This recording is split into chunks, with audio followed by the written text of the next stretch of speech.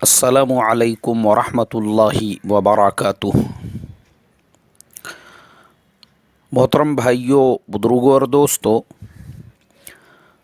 ये हमारा इस्लाही मुआशरा का 844वां सबक है। पिछले 2 दिन पहले 841वां सबक मुसलमान लड़के लड़कियां गैरों के इश्क में मोहब्बत में गिरफ़्तार होकर जब उनसे शादियां करते हैं किस तरीक़े के हालात से उनको गुज़रना पड़ता है, वो सबक सुनने के बाद मालेगांव शहर की एक बहुत ही मुअज़्ज़ज़ हस्ती, कई न्यूज़पेपर्स में वो मज़ामीन आर्टिकल्स भी लिखते हैं और ख़ुद का हॉस्पिटल भी है, इरफ़ान सिद्दीकी साहब बहुत दिनों से मेरे साथ में जुड़े हुए हैं। अक्सर उनके फ़ीडबैक मुझे मिलते रहते। ये सबक सुनने के बाद उन्होंने मुझे बीबीसी लंदन का एक वीडियो, जो उन्होंने किसी का इंटरव्यू लिया था, वो और एक और न्यूज़, इस तरीक़े से 2 न्यूज़ उन्होंने मुझे भेजी। मैंने देखा बीबीसी लंदन के अंदर जो छोटा सा क्लिप था, एक लड़की का इंटरव्यू, एक मुसलमान लड़की एक गैर के लड़के से इश्क मोहब्बत में गिरफ़्तार हो गई, हरियाणा की रहने वाली, और इतना डूब गई उसके इश्क में, उसके मोहब्बत में, अंधी हो गई वो।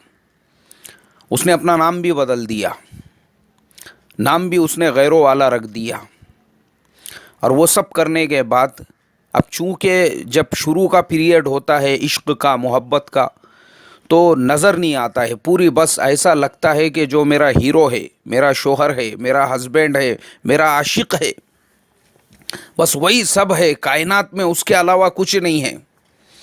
मतलब ऐसा हो चुका है आज की जो हमारी न्यू जनरेशन, नई नस्ल है, इनको अपनी जो लाइफ है, अपनी ज़िंदगी है, वो सिर्फ़ 3 घंटे की फ़िल्म, जैसे 3 घंटे की एक फ़िल्म होती है, उसके अंदर इंसान, उसको वो 3 घंटे के अंदर इश्क भी हो रहा है, मोहब्बत भी हो रही है, वो पूरी दुनिया से बगावत भी कर रहा है, उनसे लड़ भी रहा है और अपनी मोहब्बत में कामयाब भी हो रहा है। इसको क्या लगता, मेरी भी ज़िंदगी वैसी ही है।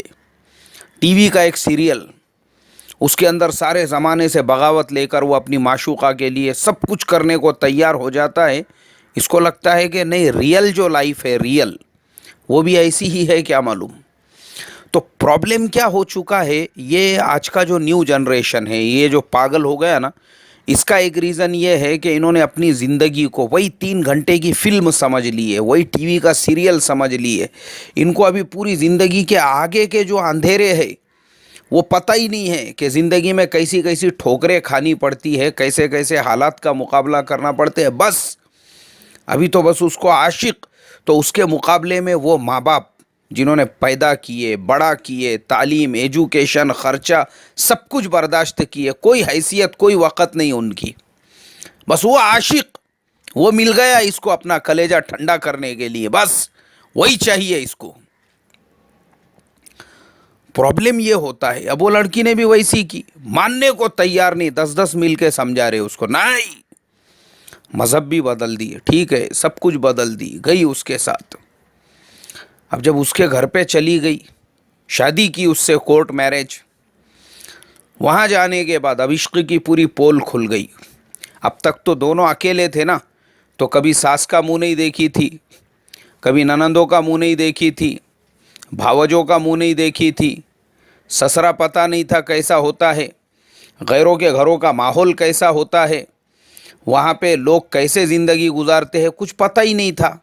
बस इसको तो अभी तक जो हीरो मिला था, इसका अपना जो आशिक था, वो कभी इसको गार्डन में लेके जा रहा, कभी मॉल में लेकर जा रहा, कभी फिल्म सिटी में लेकर जा रहा, कभी सिनेमा हॉल में लेकर जा रहा, इधर उधर, बस उसको तो वही ज़िंदगी लग रही थी। अब रियल लाइफ में आ गई है। गए ससुराल के अंदर, पता चला कि ससुराल के अंदर सारे मर्दों को दारू पीने की आदत है। बग़ैर दारू पिए के एक को भी रात में नींद नहीं आती। और अक्सर ऐसा है कि घर की जो औरतें हैं वो ख़ुद पैक बना बना के मर्दों को पिलाती है। औरतों को खुद आदत हो गई भी है, उनको सब पता चल गया हुआ है, किसको लार्ज लगता, किसको स्मॉल लगता, किसको मीडियम लगता, किसको आधा चाहिए, किसको पौवा चाहिए, किसको आधा किलो चाहिए, किसको 5 किलो चाहिए, सब मालूम हुआ। औरतें एक्सपर्ट बनी हुई है।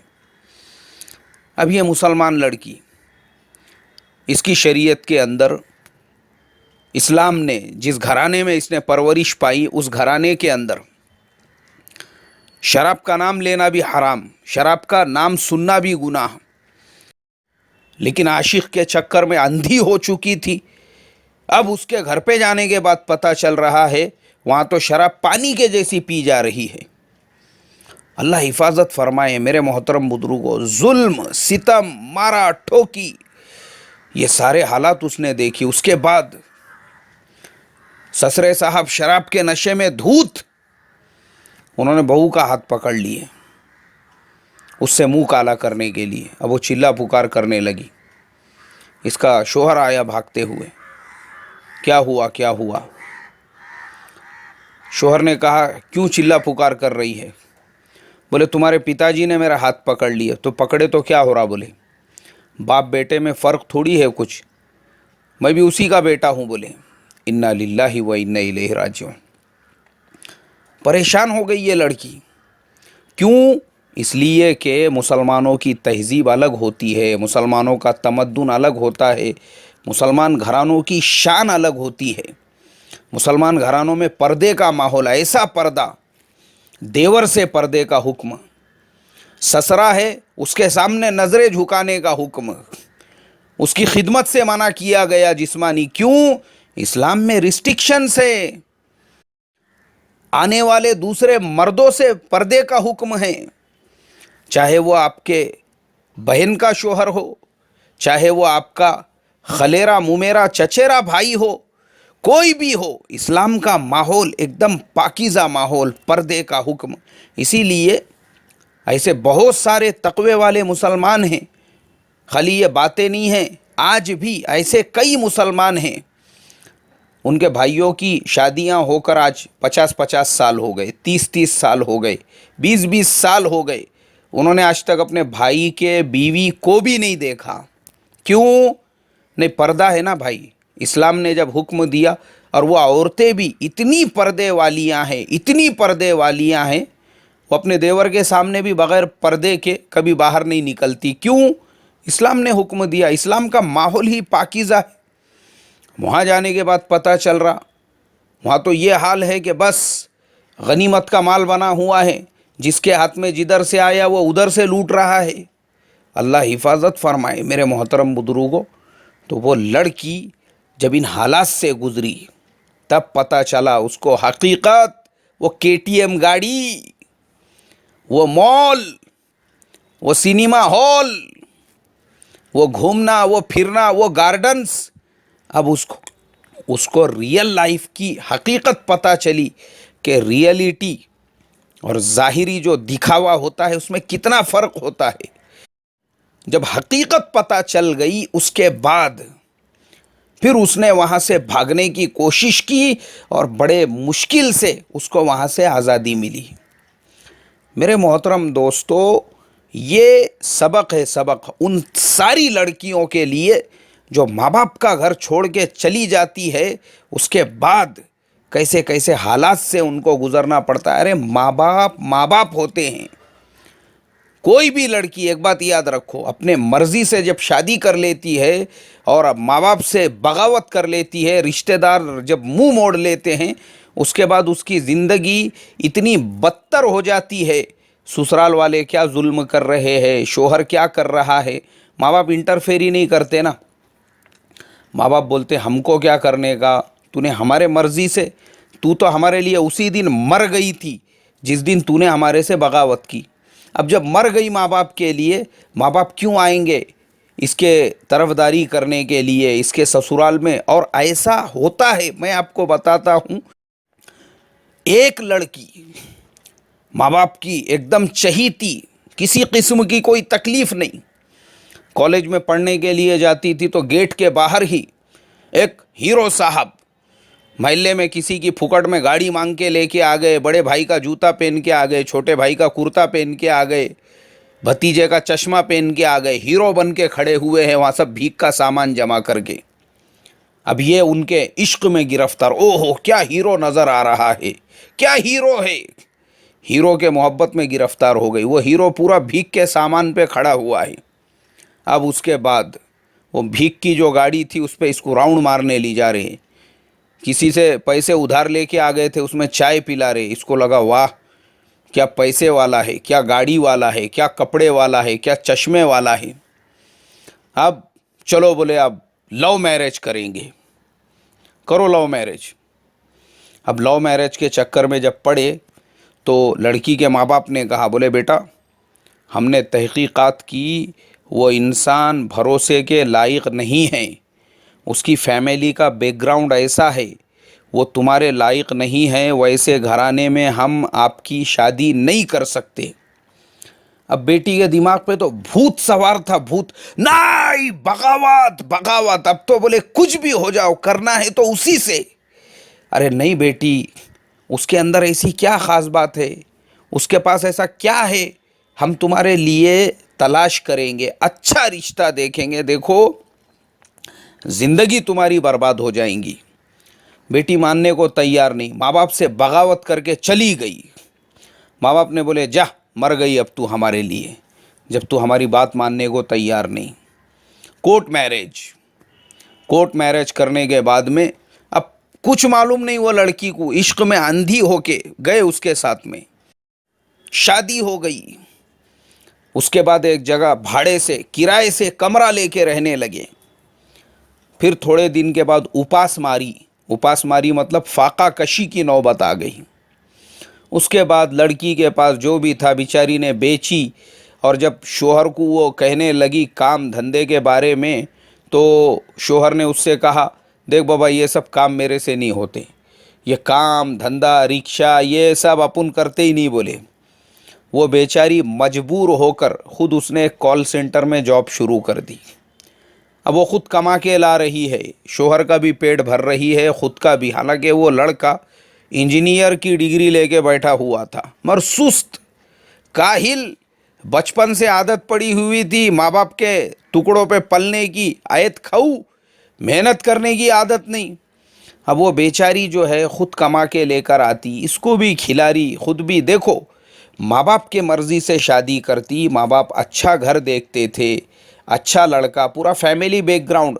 और अगर वो लड़का काम धंधे को नहीं जाता ना, तो दूसरे दिन ही लड़की के वालिद आ जाते थे, 2-4 भाई आते थे, बोलते थे भाई हमने हमारी बहन तुम्हारे घर पे नौकरी करने के लिए थोड़ी भेजे, हमारी बहन कमा के लाए और तुम लोग खाए। मगर चूंकि अब हाल ये हो चुका था, माँ बाप से बगावत, पूछने को माँ बाप को पता भी नहीं क्या कर रही है। ऐसे ऐसे में 2-3 बच्चे पैदा कर दिया उसने। और उसके बाद रोज़ मारना ठोकना, जैसे रहते ना कि दारूड़े बेवड़े, कुछ उनको मालूम नहीं रहता औरत के क्या हुकूक है क्या है। कभी लातों से खुंदल रहे, कभी हाथों से खुंदल रहे, कभी दीवार को टक्कर। वो हाल हो गया वो माशूका का, जिसको किसी ज़माने में गाड़ी पे बिठा के गाना गाए थे कि तुम जो कह दो तो चांद तारों को तोड़ लाऊंगा मैं। चांद तारों को तोड़ लाने का जिससे वादा किए थे, कांदे बटाटे लाने को तैयार नहीं, दाल चावल लाने को तैयार नहीं, जवारी बाजरी लाने को तैयार नहीं, और बातें चांद तारे तोड़ने की थी। देखो इनकी बड़ी बड़ी बातें। खैर हालात यहाँ तक गुजरे मेरे मोहतरम बुजुर्गों, वो बेचारी जो है आज भी खुद कमा के ला रही है, शोहर को बच्चों को भी पाल रही है। ये हाल है हमारे ज़माने के आशिकों का। तो बहरहाल हमारे इरफान सिद्दीकी साहब ने जो 2 वीडियो भेजे, उसमें से एक मैंने आपको बताया वो BBC लंदन वाला। दूसरा, एक मुसलमान लड़की हैदराबाद शहर में किसी ऑफिस के अंदर रिसेप्शनिस्ट की जॉब किया करती थी। रिसेप्शनिस्ट किसे कहते हैं वो पहले आपको मैं बता दूं। आपने देखे होंगे किसी बड़े हॉस्पिटल में आप जाते हैं, किसी कंपनी में जाते हैं, कारखाने में जाते हैं, तो वहाँ पे जैसे ही आप दाखिल होते हैं एक टेबल के ऊपर एकदम जो है चकाचक नहला के धुला के किसी को बिठाया जाता है। लड़के भी होते हैं उसमें, बाज़ औक़ात मस्तूरात भी होती है, सिर में तेल वेल लगाए हुआ अच्छे तरीके से, कंघी करे हुई। जैसे ही आप आएंगे वैसे ही वो अपने 2-4 मुस्कुराते हुए दांत बाहर निकाल के excuse me sir, may I help you, इस तरीके से आपका इस्तकबाल करने के लिए। इसको कहते हैं रिसेप्शनिस्ट। तो वो रिसेप्शनिस्ट की जॉब कर रही थी। 45-50 साल का बूढ़ा एक उड़ीसा का, वो आया वहाँ पे। जैसी इसने पूरे अपने 32 दांत बाहर निकाल के मुस्कुरा के उसका इस्तकबाल की, उसने फिर इसको लिया अपने चक्कर में। बोले मैं भी मुसलमान हूँ। अब वो सिलसिला चला, बोले मेरे से निकाह कर लो। अब उसके बाद उसने वो मुसलमान लड़की को निकाह कराया। निकाह कराने के बाद 2-4 बच्चों की माँ बना दिया। और वो सब होने के बाद एक दिन उसको लेके गया उड़ीसा में। वहाँ जाने के बाद जब ये मुसलमान लड़की ने देखी तो उसके माँ बाप, उसके रिश्तेदारों ने मार ठोक करके इसको भी कहा कि तू भी सर पे ये लगा, हाथ में ये पहन, ये कर, वो कर। और मेरे मोहतरम दोस्तों, उसके बाद उसने इसको छोड़ दिया। अब ना उसका पता है वो कहाँ रहता और ना इसको पता है ये कहाँ रहती।